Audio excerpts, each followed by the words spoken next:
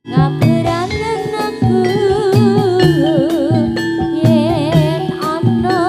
salah lembutku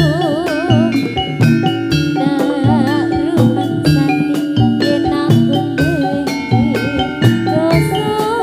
nganti saiki isi krasa ning dada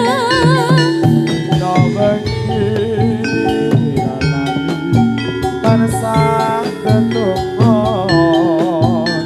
memujikan kang kuwasa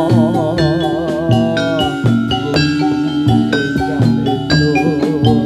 paring pangapura urip tentrem ayem muga kanthi mangsa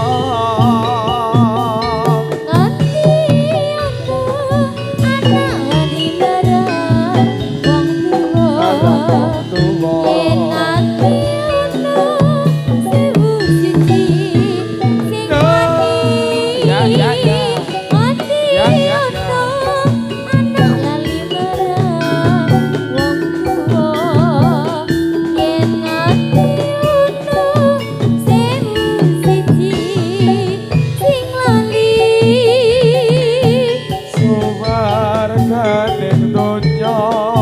ana suku